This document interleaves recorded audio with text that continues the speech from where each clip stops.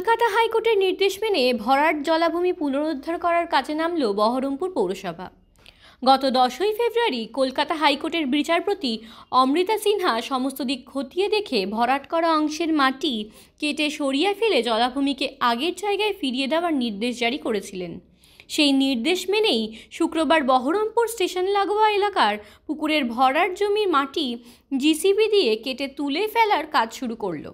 ঘটনা সম্পর্কে হাইকোর্টের আইনজীবী অরিন্দম দাস ও বহরমপুর পৌরসভার কার্যনির্বাহী আধিকারিক মণিমোহন চট্টোপাধ্যায় কি বলেছেন তা শোনাবো আপনাদের।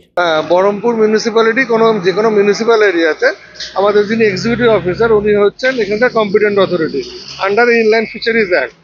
আইনের হচ্ছে যদি কোনো জলাতে 6 মাসের উপর জল থাকে এবং মাছ চাষযোগ্য হয় তাহলে সেটাকে কোনোভাবে কনভার্ট করা যাবে না। এইটি অনেক পুরনো মামলা, অনেক বছর ধরে মামলাটি চলছিল। আমরা 2023 সালে এখানে ইললিগালি পুকুর ভরাট করা হয়েছে এবং এটাকে আর পুরোনো জায়গায় ফিরিয়ে দেওয়ার জন্য অর্ডার ইস্যু করেছিলাম। সেটিকে চ্যালেঞ্জ করে হাইকোর্টে মামলা হয়েছিল। হাইকোর্টের জয়েন্ট ইন্সপেকশন রিপোর্ট আমরা জমা করেছি with the block land and Baharampur. সেখানে দেখা যাচ্ছে এই জায়গাটা ইললিগালি কনভার্ট হয়েছে। সেই কনভার্সনটা হাইকোর্টের সামনে রিপোর্ট পাসার পর হাইকোর্ট সুনির্দিষ্টভাবে আমাদেরকে নির্দেশ দিয়েছে যে পজিশনে পুকুরটা ছিল অ্যাকচুয়ালি মাপ অনুযায়ী সেটা তাকে ফেরত দেওয়া হোক। আজকে থেকে বহরমপুর মিউনিসিপ্যালিটির তরফ থেকে এই পদক্ষেপ আমরা শুরু করলাম এই পুকুরটাকে পুরোনো জায়গায় ফিরিয়ে দেওয়ার জন্য।